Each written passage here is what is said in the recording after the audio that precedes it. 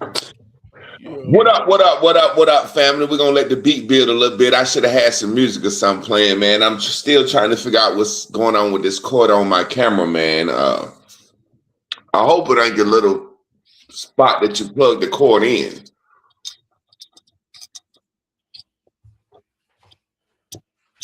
Oh, we live. You ain't even go with the intro. We coming right in hot. Coming in hot, look. I'm on the phone now, man. Normally I be on my little setup. Yeah. But the cord on my camera is messing up. I can't figure out if it's the cord or the little actual jack where it plug in. I hope it ain't the jack, because once that go bad, that is what it is. Yeah, but man, tonight, man, I got a good topic I want to talk about. Man, I want to talk about hip hop and our culture and where we at. How did we get here? How did we go from self-destruction to I shoot your grandmother's house up? And how did we go to the fact that we let these folks fool us so long, man? These guys been broke. These guys been intimidated. These guys have been fooling us, making us think they are hot shit. And we've been following their lead, trying to be like them, trying to walk like them, trying to talk like them, trying to act like them. And we realize these motherfuckers are really just lames, young kids, just like we were, trying to fit in the world. Where did we get to the point where we are like we are? I got a saying, hey, Patty, I always say, I wish they wouldn't have never let niggas on the radio, TV, movies, or professional sports. I broke down, and not broke down. I just ended up doing it just because so many people talked about it. And then I saw you make a comment about it. I said, well, let Trab look like he mad over this Diddy shit. Let me watch this Diddy interview. So I watched the first two. I haven't watched the other one so far. But I'm just laughing at how New York let this clown do the whole city like that. I was telling my wife, I said, you couldn't have did the South like that. Master P, Baby, and them guys, they were real killers. They had real street cred. And I never heard anybody other than Lil Wayne said Baby didn't give him all this money, but Lil Wayne got money. I told my wife, I believe it's some type of plot in the entertainment industry where Jews tell the gatekeepers, man, you ain't got to pay them motherfuckers. They want to be famous so bad. All you got to do is put them in a contract. And that's the joke of it. Make them all be broke like court jesters. How is everybody broke? Why nobody said, man, you going to give my motherfucking money, nigga, like Kirby? Like, what's going on, man?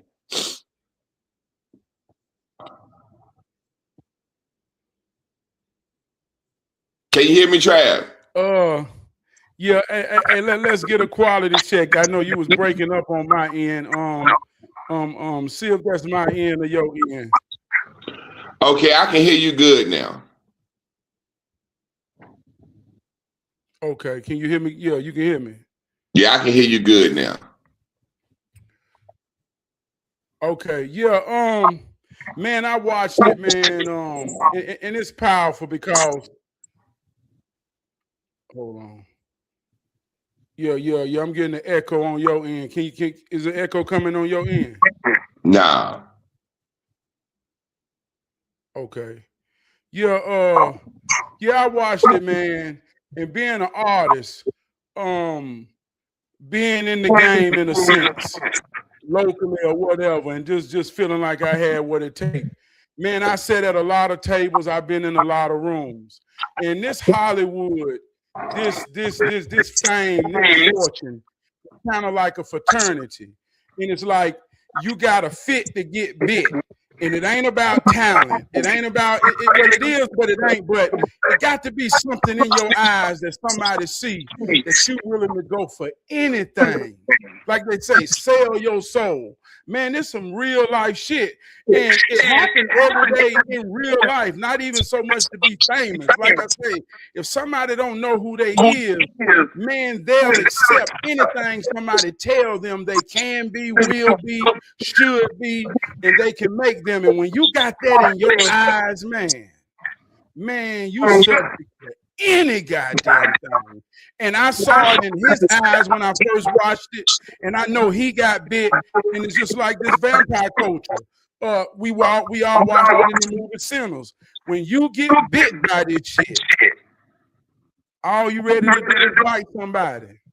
And that's what we have in our culture.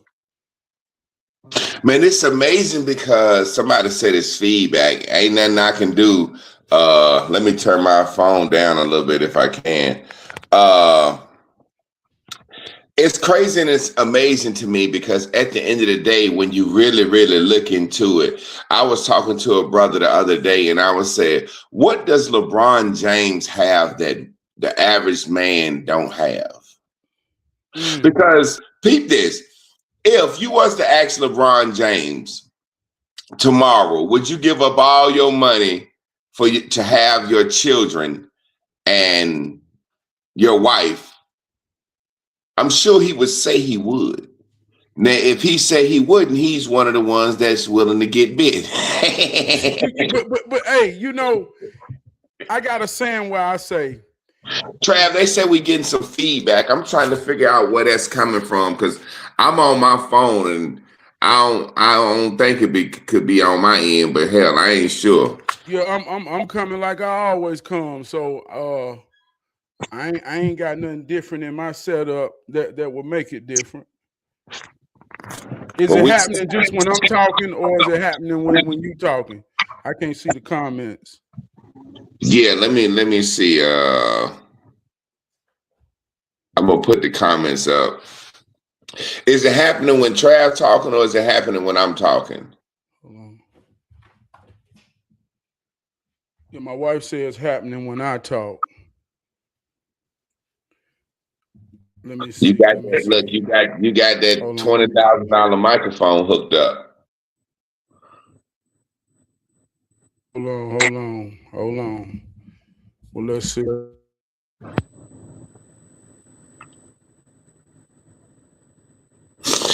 Yeah, what up, family? We appreciate y'all for tuning in with us on Tough Talk Tuesdays, man. You know, I'm just sitting here and I'm thinking about our culture and how far we went, how influential Diddy was. You know, I watched the first 2 episodes and then just watching that, it's like, yo, Diddy introduced Black people to the name brands. Be a Biggie.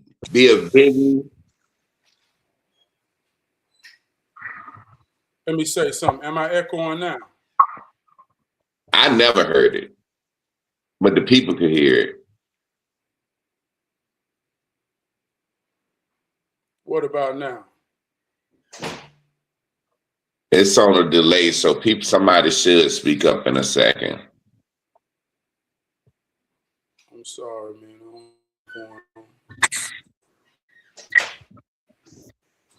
Yeah, I hear a little feedback, a little squeakiness. Maybe that might have been a screen door.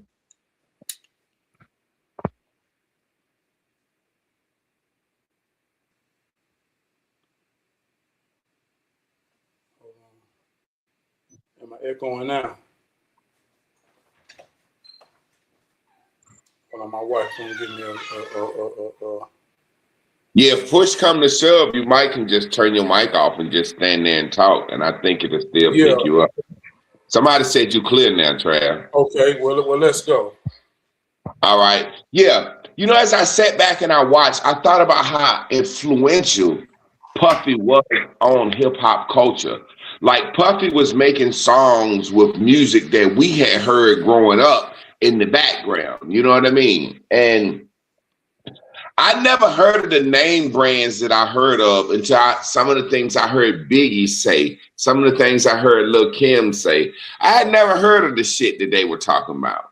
You know what I mean? And it's like, it really gave Black people an appetite for a more upper echelon type of shit. Like Bad Boy really glamorized hip hop and glamorized things to a way to where Black people still got that taste in our mouth from the Bad Boy era. Could you hear me? Yeah, I hear you. Yeah, I mean, like think about now, like how we really, really revel in name brands and fancy things, and like that's what hip hop has become. Like, I want the new watch nobody ever heard of. Like, motherfuckers might end up performing in the city and see a watch that costs $500,000. They don't even know what it is, don't even like it, and just be like, "Oh, this is the new travel vibe." You know what I'm saying? And like, yeah, I got the new travel vibe. And once they said in the song, some other rapper Googled it. Oh yeah, I got a travel vibe. I got an automobile. I got a Protect. Like, whatever happened to just a fucking Rolex? There was a time where hip hop was just like, yo, I want a Rolex. You know what I'm saying? It's like we looking for more and more and more and more and more shit to want. And that's a result of Bad Boy. Yeah.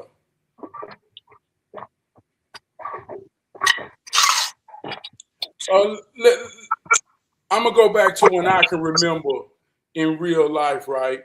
Yeah. I'm from Charlotte, North Carolina, and I grew up in a neighborhood called Hidden Valley. And in that neighborhood is where Jodeci was kind of grew up as teenagers. Dalvin and Devontae daddy had a church in Hidden Valley. So I remember when Jodeci first came out, anytime we knew they were singing at the church, everybody would go to the church. And my next door neighbor was one of their best friends, so they would always come over. And I remember when they got their first BMWs, they did the song with Father MC. Treat them like they want to be treated. You should treat them right. So in the South, until Outkast came out, we was some R&B type of growing up. That was our thing. We wanted that thing. So when Jodeci first flew, that's when we really saw how it looked. They came with the BMWs. And I think during that time, you had Kid and Play that was coming out a little bit before that, Kwame. So our culture and music was about good time. It was about pride. You still had the conscious music like Steph Production, but it was about feeling good. So like you say, man, when that dope boy culture came out, and it became now you can be tough. And being tough was synonymous with money. So, like, man, watching Puff Daddy on that, man, I can look in somebody's eyes and know what they can read. Like when they say talking about a football player, they say he got dog in him. Man, you can see it in somebody's eyes when they read. Puff was a spoiled brat kid who just wanted power through respect. You saw it in his eyes. But he knew who to play on. And so that's where the culture went. The culture went to mimic the dope boy, the tough boy culture, even when you wasn't even built like that. And I think that was the beginning of what destroyed us. And you know what? I think one of the things that I always say that people get mad at me, and I'm gonna say it to the day I die, that's gay shit. Any toughness, any machismo that's out of place is a cover for gayness. And obviously we find out that Puffy is gay. Any toughness, anytime you got a man wanting to be tough for nothing. I was watching a documentary. I wasn't watching it. Chris was watching it, and she was watching this in the living room. And it was a guy off this show called P Valley. He dressed like a woman. And he went around talking to gay men about coming out the closet, their coming out experience. And he was talking to this one guy, and I just happened to be walking through the living room. And my wife sometimes hate when she watching TV. My wife don't want to watch TV nowhere near me because I'm always looking at some shit saying, there go that fuck shit. I told y'all. I told you. So it's like sometimes I ruin her shit. And she was in there, she was watching the documentary, and I just so happened to be walking through the living room when the guy said, yeah, when I realized I was gay, only thing I knew how to do was pick up a flag and play gangster to cover it up. And I'm like, told you. She like, and it's like, who don't know why you trying to act tough? It's like, Men be like, what's up, bro? Chill. You know what I'm saying? Men don't try to act tough for no reason. It's just not something regular dudes do. I've been around football players. Now, in the South, when we first meet you, we gonna slap box you or we gonna wrestle 3 out of 5 times, see who gets slammed. That's so we gonna race you on a foot race. We gonna test you to see can you be round. But we ain't trying to be tough for no reason. You know what I'm saying? I'm gonna get you. I'm a street nigga. I'm gonna jump off the porch early. You know what I'm saying? It's like in our culture, we have a whole, like literally like, we have a whole culture. When I say hip hop culture in our culture, we have to realize that hip hop is Black culture. I don't think people realize culture is food, clothes, art, music. Culture is it's a society's art. And in hip hop, we know what our dress code is, and it changes from time to time. We know what our music is, it changes from time to time. And we even have a hip hop culture in food. And hip hop, Chinese food is our culture, pizza. Think about this. Hip hop ain't about soul food. Hip hop doesn't showcase us sitting around eating soul food. Hip hop is on the go. It's fast. It's hot dogs. It's hamburgers. It's Chinese food. It's pizza. It's quick. And that's kind of like when we was growing up, what you wanted to get. Think about it. When you was a kid, you get some hot dogs and hamburgers from McDonald's or something, or pizza, or go to the Chinaman. You feeling like you having a good Friday night, like your parents really kind of all right. I used to, every Friday, his mama be like, I don't cook on the weekend. And I used to always go over his house because they always had takeout on the weekend. We thought they was rich. Yeah. So hip hop is our culture. And when I say it's our culture, it's really our thing. Think about it. Everybody in the world follows it. Everybody want to be like this thing. This thing where these Black men that started talking about giving women drugs to fuck, talking about killing, shooting, robbing, stealing. This thing right here is the thing. They over in London now. They don't even have guns in London. I'm going to stab you. I'm going to stab you. You know what I'm saying? They don't have guns in London. So it's like, this whole machismo thing that we have created is a real culture, and we can profit off that, and we can bless off that, and we can curse off that. But it seemed like we ain't doing none of the profiting and getting all the curses from it. And now they starting to remove their hands from it and say, look, it costs too much to insure the venue of a hip hop show. You ain't gonna make no money off that. Get them fucking Africans over here. Let them do some shit. Yeah, it's deep right here, man. You know, like you said, you done turned that thing deep. I want to say it like this. Hip hop is AI. I hear my own. But hip hop is AI. And just like we scared of evolution, we scared of AI. There was a generation when hip hop came out to be new, and the real people that understood music and soul and talent, man, they hated the idea of hip hop because they said it ain't real. And we looking at it now through the backstories of these people who've got in a fraternity and done all type of things to be accepted. Now we looking at them fight and showing the truth. See, we missing the point. They showing the truth of what it take to be there. See, I've been in a room with Russell Simmons. Man hugged him, sung, rapped. I'm talking about let my light shine. But I was real enough in the moment to know ain't no way in hell this man here is in the gateway of what's divine for me. This shit ain't real. So I ain't just talking no opinion when I say we're in an artificial time where it's really like WWF wrestling.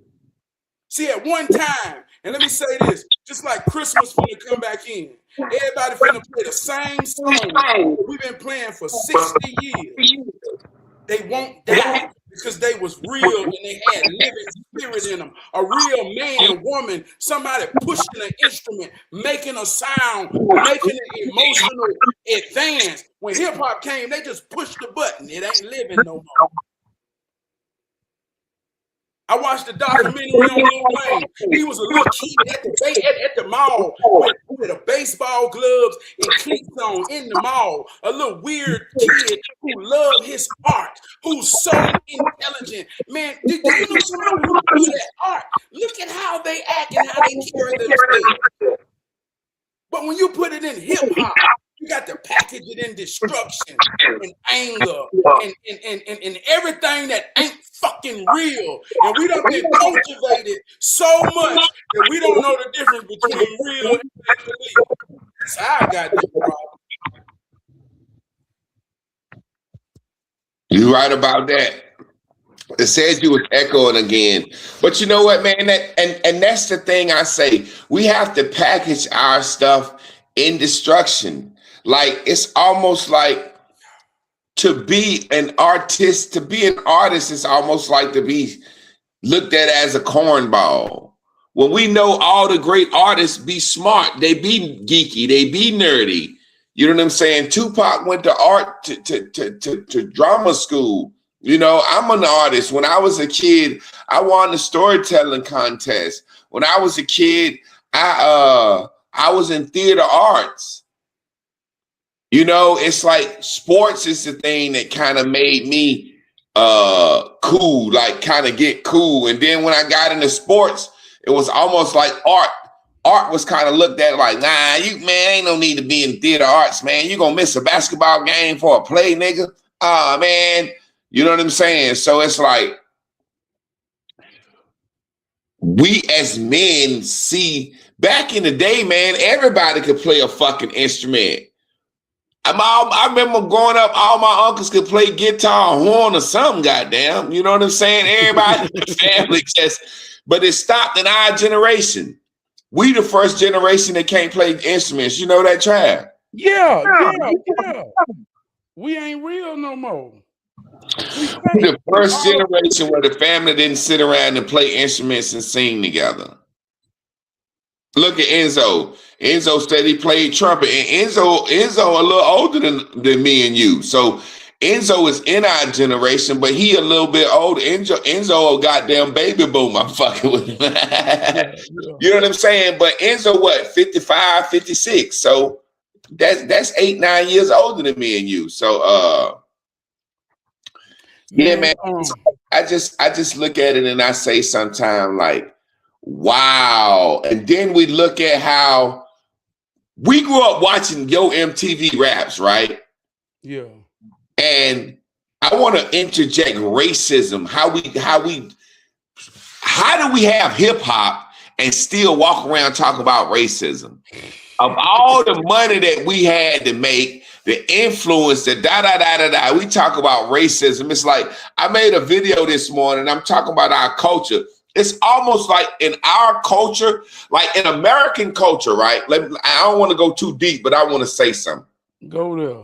In American culture, if you're coming over here from another country, in order for you to assimilate into American culture, which is white society, you kind of got to act like you hate niggas. You see what I'm saying?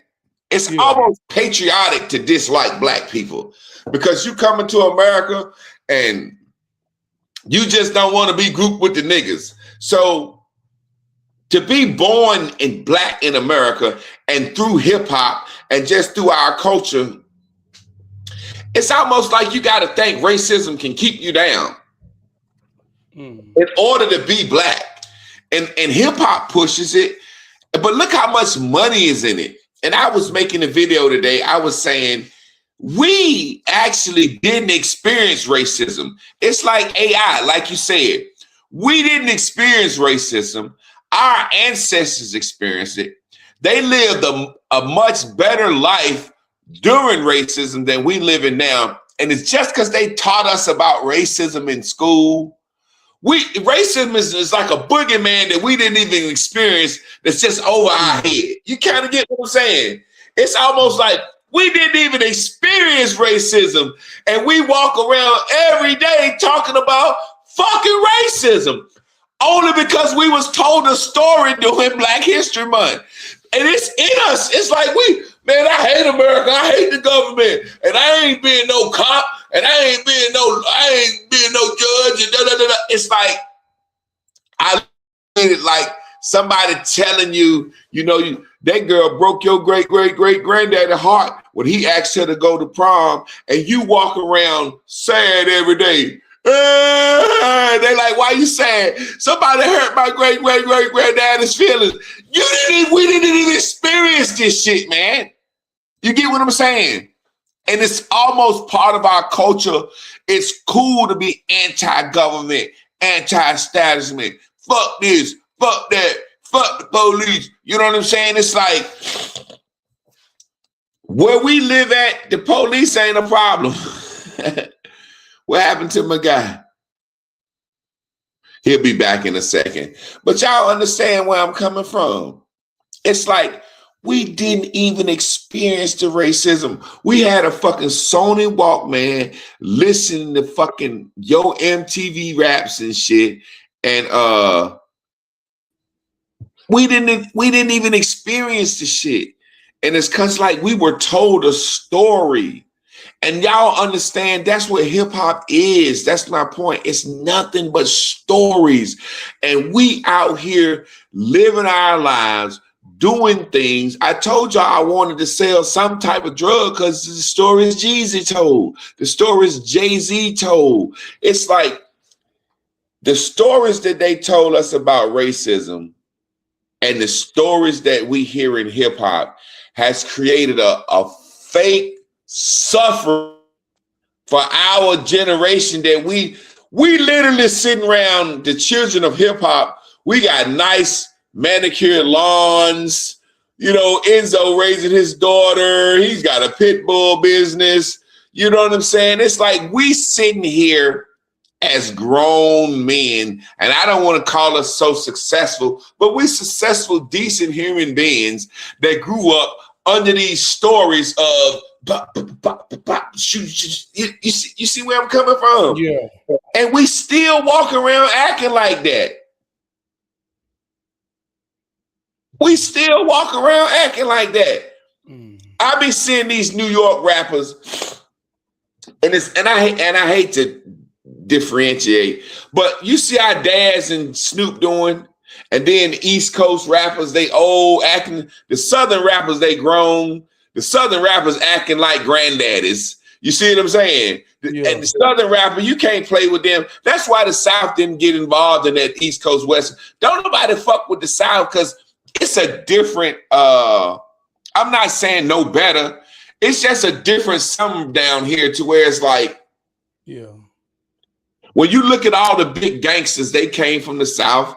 Bumper Johnson ran New York. He's from South Carolina. Frank Matthews, Frank Lucas, they from North Carolina. You know what I'm saying? It's a situation where it's something about the South that it has to be more authentic.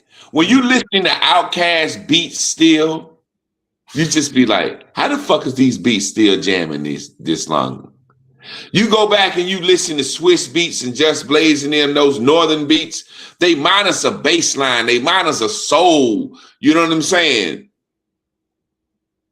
Man, I'm gonna speak as a musician. We talk about soul music, man. Art is about an expression that comes from the soul, something you want to convey a feeling through a way of art, right? So when you think about hip hop and you think about when we really had a message, we really had something to say. See, that's why I say that's why Outkast, like they said, we from the South and we got something to say. They wanted the world to feel them.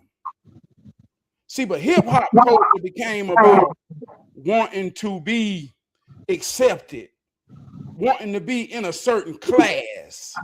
It wasn't about nobody having something that wanted to be felt no more. You see what I'm saying? So that's the difference about what's being real and what ain't. It's like I used to love to get in. I used to love to get in sessions with New York rappers who was all into the wordplay. And I used to say, I might not be that lyrical, but what I say is real, and you gonna feel it though. See, that's when it never dies. But like you say, we romanticize the idea of become with no reality of being. So it's like, as a rapper, I done did shows with Lil Boosie. I done did shows with a lot of entertainers, right? And let me tell you this, in real life, I ain't talking make-believe. A successful man was a man that has a home, a family, and he's secure. Bottom line. So anytime a man got a gift to give the world and his gift becomes a means to support that, then he real, he authentic. And if he got something to say, the world gonna feel him. But if a man ain't rooted in that and he just want to be seen and want to be respected and want to be feared, he'll do or say any goddamn thing. And anybody who don't understand that, they'll do the same. So when you real, man, it ain't got to look no way. It's something you feel. That's why that producer in Puffy shit say he did Puffy album, and in all, he made $29,000. I got a question. He got fucked. He got raped. He got used. He got all of these things that destroyed his soul for $29,000. He could have worked at the warehouse and got that for $29,000 goddamn dollars. Do you think with the gatekeepers, there is some type of, when I was watching it, and just in general, when I hear all these people say they was getting jerked, they had platinum records. I mean, think about this, man. We saw Babyface, we saw TLC be the biggest group of an era, say that they got paid $55,000 a piece for that album. Now, this is the question that I have. Do you think the gatekeepers to the music, I believe there's some kind of joke that the Jews would sit around and say back in the day. Black people was on the chitlin circuit, right? They were touring on the chitlin circuit. They was making their own good money, right? And they was just singing to black folks. I think black folks wanted to be on the radio so bad, the Jew went to the black man and said, you know, I'm a Jew, but I'm white.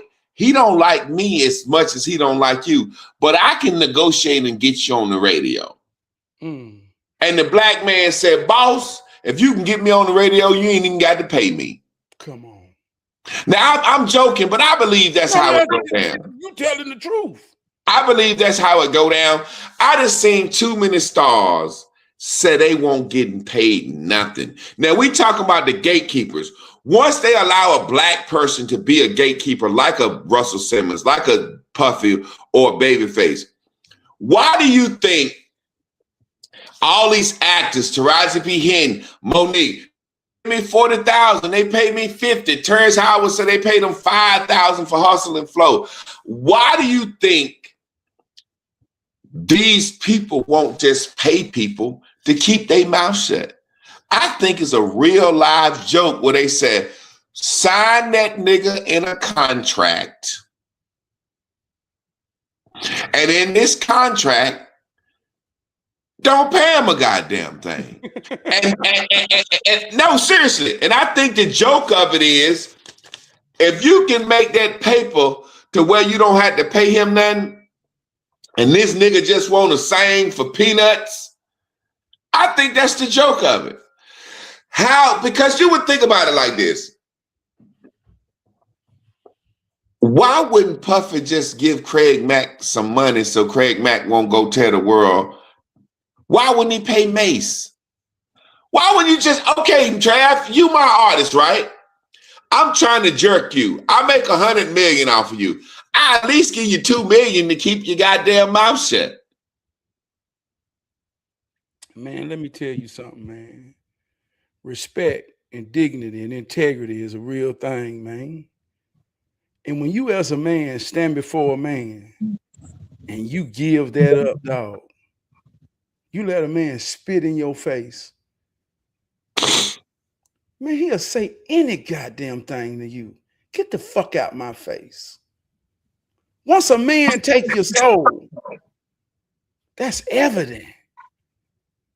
Like I say, if you just want to be down, think about it. Think about what it takes to be in a gang. I ain't talking about our children. I'm talking about grown men that's in a gang. Somebody beat their motherfucking ass. Yeah. Just to be accepted. Think about what's going on every day in fraternities. You got to walk the line and cross over. People beat their motherfucking ass just so they can be a part of something. Man, that run deep when you take that from a man's soul. Fuck out my face. You know, I sit back and I don't think we realize that we do it every day on the podcast. I'm gonna give you a perfect example of what I mean when I said we do it on every day on the podcast. And this is you can't get no more better example than this. Right here, Trab. I'm Fleece Johnson, man. When I was in jail, Fleece Johnson dominated the podcast industry for almost 2 years just because niggas was saying, if I can get Fleece to get up here and talk about some gay jail sex, I'm going to get some views and make some money. Think about our whole podcasting, black podcasting industry. That's why I do this on Tuesdays nights and I do it on Wednesday night. I ain't got but 28 people looking right now. I'm just talking. I get it how I live. I post these. You know what I'm saying? The point I'm making is we done sold our souls just in the YouTube podcasting industry. Come on, man. Fleece Johnson. All they talk about is gangster stuff, tough stuff. It was a show that I first seen when Charleston White came to the scene. They had lights behind it and a blue couch. And I looked at this show when White was on it, and then I tried to follow it afterwards. I followed Charleston White. So every show that I podcast I would see him on, after I would see him on it, I would check it out. And I would be like, all podcasts do is talk about fucking and killing and stealing and drugs. It's why is a nigga that just did 30 years in prison, OG Percy, why is he that popular? Because like you say, man, we glorify destruction.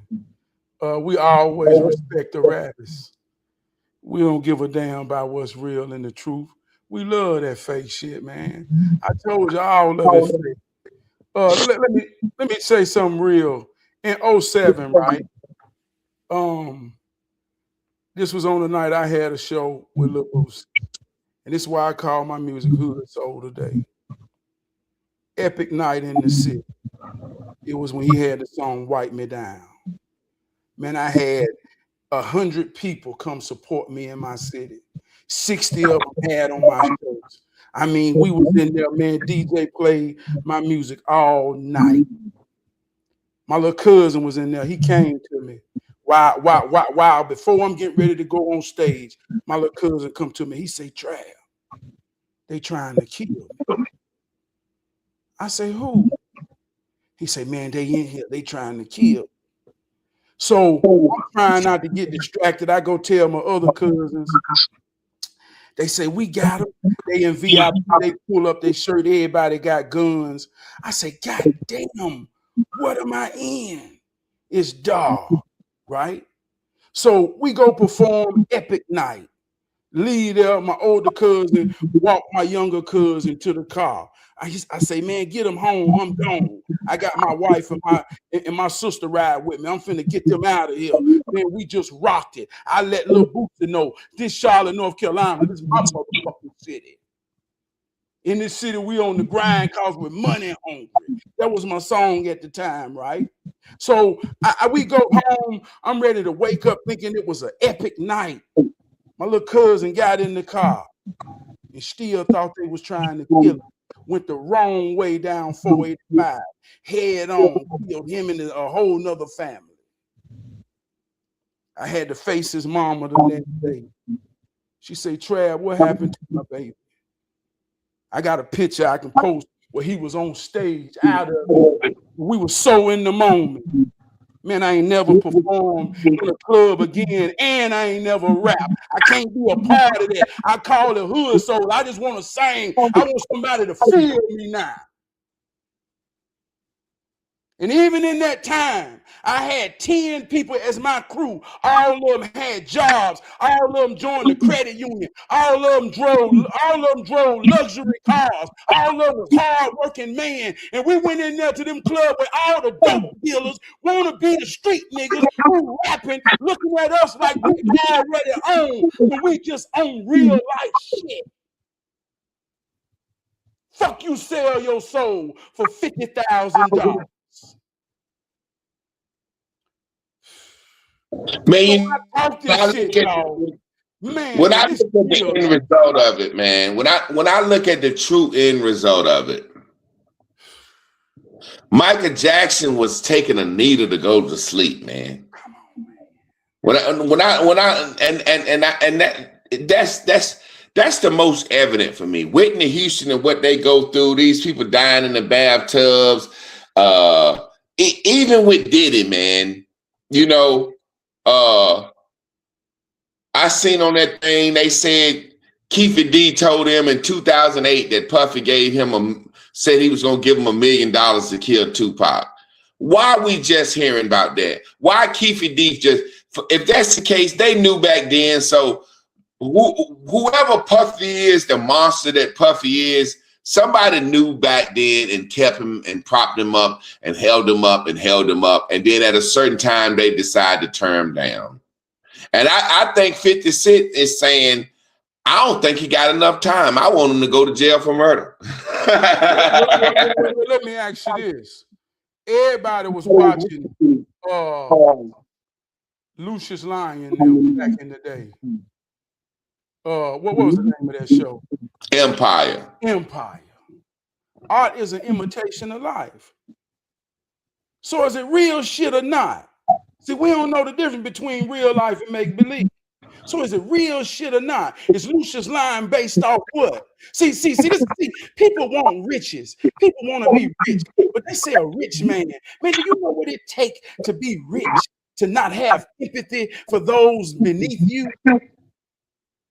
You got to have a cold motherfucking heart to maintain millions. See, like you said, we don't believe this shit. Hey, look, man, it ain't no rich man get in heaven. Do we believe that or not? So if you got the love of money for greed to get millions upon millions, man, goddamn, what we can't believe you got to be a motherfucking beast. And it's really speaking about harboring that money. You know what I'm saying? It's a situation where, you know, you take celebrities and they do what they want to do with their money. You know what I'm saying? But there's no good celebrity. Well, let me ask you this. Let me ask you a question. Why nobody ever talks about how much money Denzel Washington got? Why nobody ever talks about how much money Andre 3000 got? Why do you get some people that leave a legacy of their art and never a conversation about their wealth and their riches? What separates them? Acting. Motherfucking Andre 3000 and Denzel Washington ain't no better than all of them the same to me. Come on. Now this is where I'm at, and this is why I've been saying it for years, and people get mad at me. I wish they would have never let a motherfucking nigga on the radio, TV, professional sports, none of that. Because you have to understand, these are gatekeepers for us. They buffer. Say, for example, You ever notice in a deck of cards, you got the king and the queen, and that's the monarchy. Then you got the ace, bishop, which is religion, but the joker is above them all. Come on. The reason the joker is above them all, because the joker is the entertainer. He has the power to keep the people happy. The fucking people will overthrow the king if they love the joker too much. The king come out and say, look, I got Joker Javon out. He doing a little dance for you. Ooh, ooh, ooh. And everybody loved the king because he bought the Joker. Now, imagine if Michael Jackson, he's the Joker. When Michael Jackson said, I don't like this, people will turn on the king for Michael Jackson. So the thing about it is, the Joker is such a powerful person, but that person has the power to lead astray or lead. Why you think they killed Bob Marley? Bob Marley was a joker, but Bob Marley had the power to bring people together. You see what I'm saying? So I'm saying all this to say, I don't give a fuck if you Denzel or whoever the fuck. Your job is to keep the poor people into motherfucking tame. Without LeBron James, without Denzel Washington, and without Jay-Z, niggas have been revolted by now. Ray Lewis said it one year, crying, I hate that motherfucker. I hate that motherfucking Ray Lewis. I don't know. I hate fucking Ray Lewis. Crying, you can't take away football. If you take away football, Baltimore gonna burn. And he was right. If you take away football, niggas will start beating they fucking bitch, beating their kids. If you take away basketball, football, rapping, you take away these motherfuckers. Man, listen, in ancient Rome, that's what their job was. That's why they always paid the gladiators and the athletes. Your job is to dance, sing, play sports, because if I don't entertain you and give you something to make you feel good, you're going to say, why the fuck my motherfucking pockets is so goddamn broke? Why the fuck I can't go outside and find no goddamn good drinking water nowhere? Why the fuck I can't find an apple or an orange or a grape no goddamn well? Why I got to get up in the morning and go to the store just to get a goddamn egg or to get a motherfucker? What the fuck going on? But what are we doing? Billie Jean, oh, make the shot, Jordan. Oh, that's what it's for. Yeah. So I don't give a fuck who they is. How you get up there? How Denzel get up there that big? How everybody else got to suck dick to get up there, but Denzel don't got to get up there? You think you fooling me? Everybody in the world got to suck dick. You know, I fucking hate Denzel Washington too. Because he's trying to be funny. I go to the party. I just leave before the devil get there. No, the fuck you didn't. Yeah. No, fuck you didn't. Nigga, you the biggest and the best. You did the most. Yeah. Who the fuck you think you fooling? Samuel Jackson. You did the most, nigga. We watched Samuel Jackson in that movie make that white man suck his dick. What's the point of that scene? What's the point of it? Why? What's the point of it? I'm gonna kill you, motherfucker. Now suck my dick, man. Make you suck my dick. What's the point of it? Yeah. Let me say this too, man. As much as we can see how it worked to destroy, it's like we gotta understand the same truth to say that if we can destroy it, we can use it to build it. And I would say, even you and me, we on here for a reason. I hope a phone call comes tomorrow that can change my life and a whole lot of people connected to me by music, by way of talking, and being entertained. So when you look at it on the real side, that's like showing up in Bruce Leroy. It's about the intentions. It's about the intent. I really got gifts that's worthy enough to be given to the world. We giving our gifts right now. But the intentions is a real thing. So like you say, entertainment means once I enter your mind and I attain it, I hold it. In the 60s, we had Muhammad Ali. We had a lot of these people. It was their intentions of what they was putting in it. You understand what I'm saying, man? That's a real thing. If your intentions is to build, is to teach, is to share light. And we can't never get away from always looking at how destructive and how many motherfuckers, like you say, will sell their soul to be in that room. It's real motherfuckers that ain't going in the room. That's gonna rock the parking lot.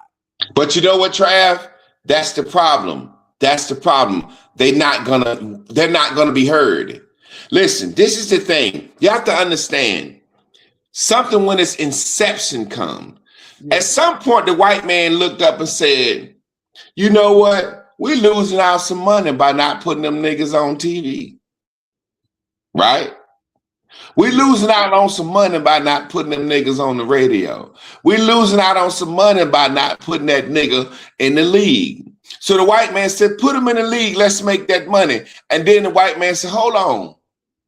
We know this nigga was going to talk up for his people. We going to fix that. Hey, look, well, so they fixed that with Muhammad Ali. They fixed that.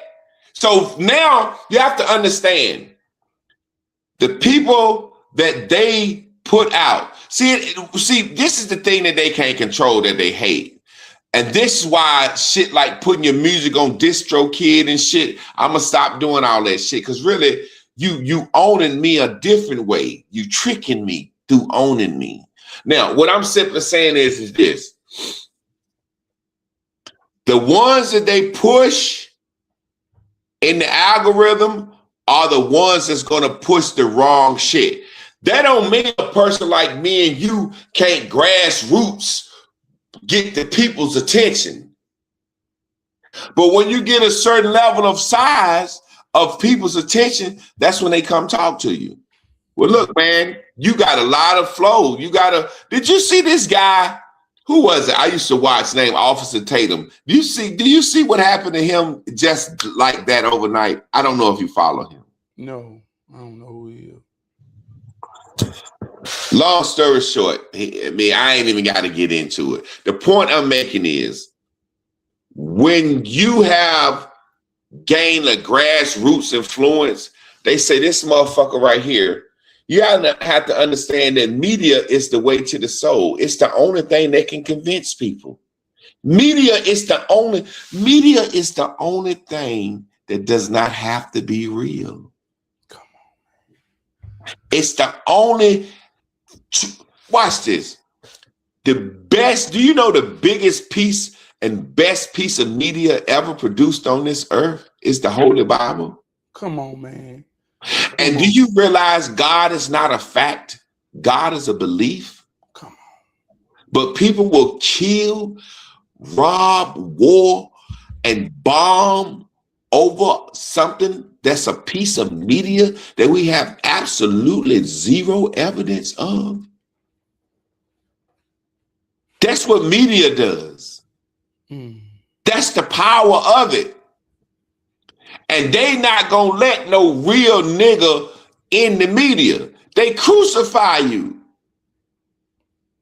Soon as they did, what make them decide we gotta tape a Diddy kicking a bitch in the head and gotta take of all this shit of all these years, and all of a sudden Diddy say, I want to goddamn show how to do something with Ciroc and De Leon. Oh, now you're down. Only thing they did was drop that media on him. Look at the tape. Now that he ain't get enough time with Cassie and all that shit, now what they saying? Drop another piece of media on him. Now the entire world mad at Diddy because of what 50 Cent dropped. The more I watch it, the more I don't believe it. Let me say this. I'm not saying I don't believe Diddy a monster. I'm saying the more I watch how it's playing out, the more I said, y'all made this nigga this shit. Yeah. He manufactured. Yeah, y'all made this nigga like this. And all of a sudden, what reason do you side he's useless? Come on. The second he tried to fucking do what Ali and them did. Yeah, Clyde Davis is the real puppet master. Yeah, the second he tried this, the second LeBron James retire, and I hate to say this, we gonna watch this happen. The second LeBron James retire, he gonna lose somebody very important in his life. Because he's got too much to say and his voice is gonna be too powerful, and he really can start a new NBA. That's why Kobe dead. Come on. Them goddamn Arabs said, we'll pay y'all way more motherfucking money than the white man will pay you. And somebody's gonna start listening. And LeBron James' voice is big enough to say, fuck it, I'll go play a couple of years over here.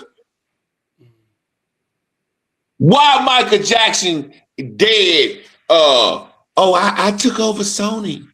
Prince bragging, I checked the record labels. So when I look at it, when it's all said and done, Trav,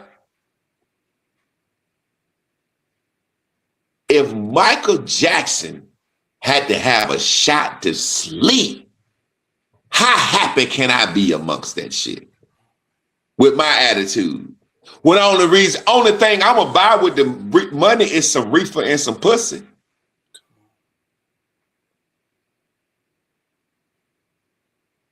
I done already been famous everywhere I go. People know me. I be nervous. I be like, how the fuck this many people know me from Facebook and World Star and Instagram?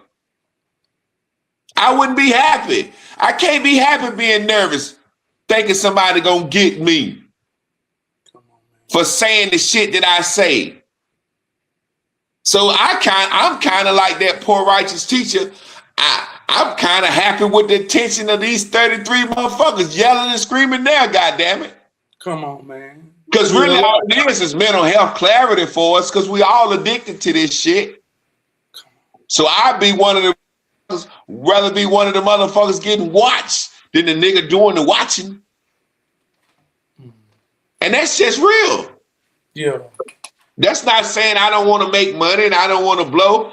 I'm just saying, before I let this shit have me, give me another shot, Conrad. Give me a whole needle, motherfucker. I want to sleep.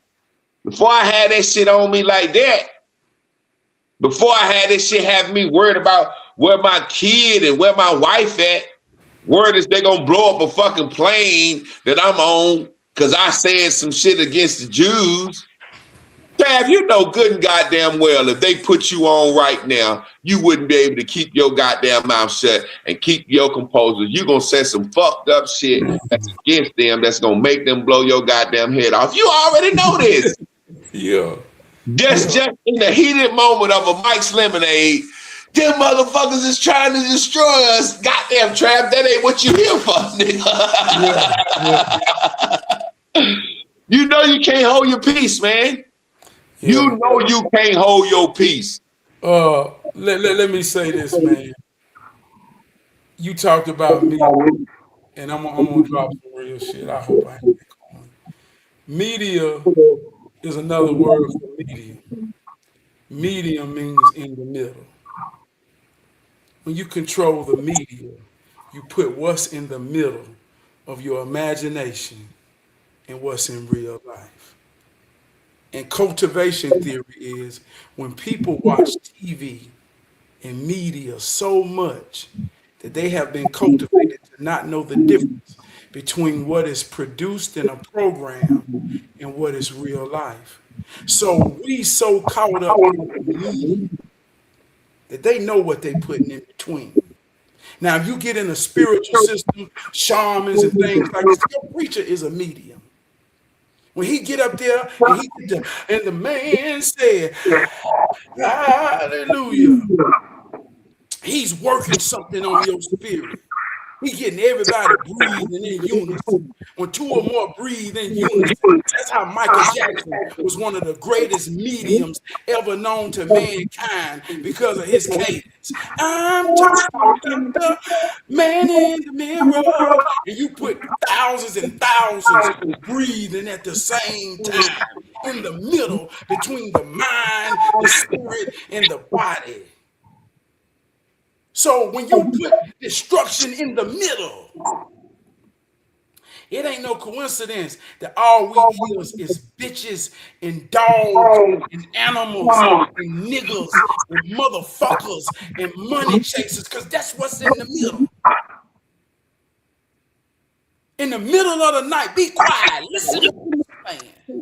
See, at one time in the middle, we used to put love music. What's in the middle between your mind? So that's the power. And no, they ain't gonna let me and you in the middle on a popular scale, because the truth ain't popular. Like you say, pop culture. Michael Jackson was a pop culture icon, popular. He couldn't, hey, look, like you say, and this is debatable, but Prince, Luther, and all of these people who sung from the soul. I don't know if Michael Jackson had that when he was a grown man. I think he had done lost his soul. So that's why he aimed to be popular. You know, it's funny because even another word for the word medium, a medium is a person that accesses the spirits. Come on. When you go to a medium, they say they talk to the dead people for you. And in the Bible, there's a story where Saul went to a medium and raised the spirit of the prophet Nathan. He said, motherfucker, what you wake me up for? He said, I need to holler at you. He said, I'm resting. And Nathan said, don't worry about it. God and I already took the motherfucking kingdom from you anyway and handed it over to David. So he immediately wanted to kill David, but the medium has access to your spirit. Now watch this. Art is a form of media. Just as simple as this, it has access to your spirit. I have watched before in my lifetime a cartoon that made me cry. There you go, right there. The right music and the right scene.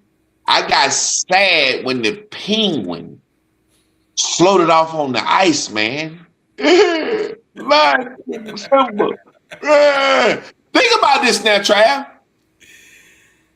Trab, you know what I'm saying, man? I'm telling you, when I saw your post today, when you said Diddy a vampire, blah, blah, blah, blah, blah, blah, blah. Watch this. If we can watch a piece of art of a cartoon elephant, Dumbo, make us cry, what you think they can make us feel about Diddy with a piece of media?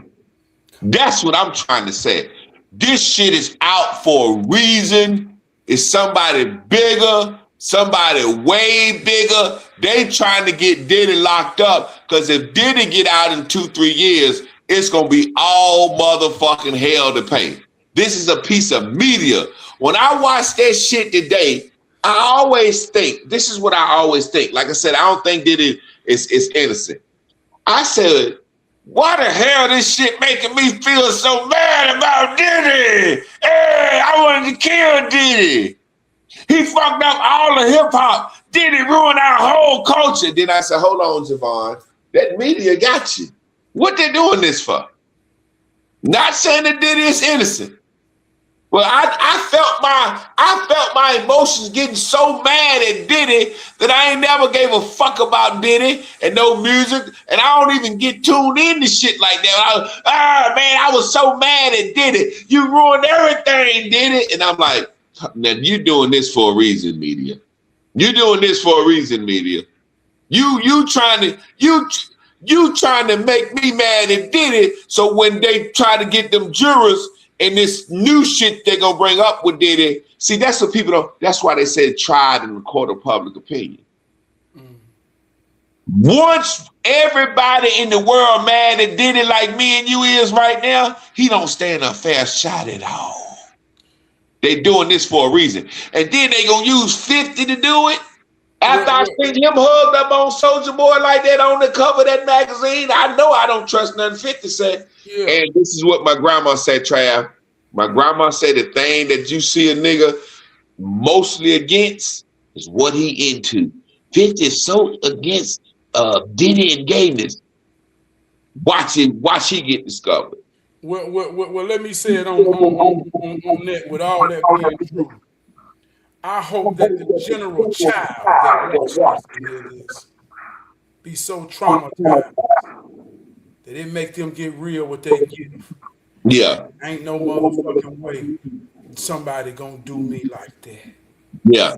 And with all they do to Diddy, with all 50 Cent done for him, with all of them demons in that idolatry world that they showing us, fuck them motherfuckers. I hope the real life children that got dreams and talents recognize something to say, I ain't selling my soul like them old motherfuckers. Exactly. And it's just like a RICO charge and a conspiracy charge. And all the dope dealers start snitching on each other. And all of them trying to justify who was worse than all of them. Ain't no major or worse than better when you destroyed your people. Fuck all y'all motherfuckers. I hope children look at that and say, I don't want no part of that. So fuck Diddy, fuck 50, fuck, like you say, fuck all the motherfuckers. And look, before we go out of here, this is what I realized. What I realized each day, that's why I would always used to say before we get out of here, the black race needs a uniform. So we can see ourselves as the same. I hate them motherfuckers, because no matter what we do, we get up and I got to go outside tomorrow and I got to look at my brother and he look at me. And if I look like I got more than or he look like he got more than me, we immediately got a beef because of this materialism shit that they started. We walking around regular folks trying to out Jordan the next man. Our kids is at school teasing other kids. You ain't got no sneakers. Fighting, it's kids getting jumped because they do got sneakers. You see what I'm saying? All because of this goddamn materialism. And we walk around every day and I'm seeing grown ass men walk around clinking with big ass sharks and airplanes on their necklace, clinking, knowing good and goddamn well we know all that goddamn shit ain't real. And we walk around clinking, clink, clink, clink, clink, clink, clink, clink. And let me say this on some perspective, because there may be a perspective of somebody say two black men bashing black men. And I want to say, I'm talking real fucking life. I ain't talking make believe. I know people in real life who prayed every night, and sometimes they got low in God because they watched their parents be affected by drugs, addiction, and destroying themselves. And it truly affected their life. And I watch in real life, the people respect the people that caused that pain, that unconsciously, unempathetically gave a fuck about causing pain to us. And we'll still respect them. And if that ain't the most delusional motherfucking shit in our mind, that we ain't real enough to call a demon out in real life, that done demon shit that done caused the devil to be prevalent in our life. Welcome home, Big Meats. Ain't that what we said? Come on, man. It's a girl who been molested her whole fucking life because her mama had a addiction for crack cocaine. And we don't want to call the powers that be, that affirmed that, perpetuated that, kept that going on. You don't think that's a demon in her life, and you don't think we worthy enough to say, fuck that motherfucker, whoever destroyed any innocent child with the intentions of not giving a fuck. And if you ain't real enough to say that, then you ain't real enough to protect your family, you bitch ass motherfucker. Shut the fuck up. Well, talking on about that note, we can goddamn, get on up out of here, man, Trab. fuck this shit, man. Nah, man, goddamn, I ain't Hey, playing though. Fuck hey, this shit, man. we I wish a want to end motherfucker on a would tell strong me in note. real life I'm goddamn talking about another black man who destroy our mother. Man, fuck you, you bitch ass motherfucker. Exactly. That's why I'm gonna end it on this. I'm gonna say it again. I wish they would have never let a nigga on TV, radio, movies, or professional sports. Y'all be good.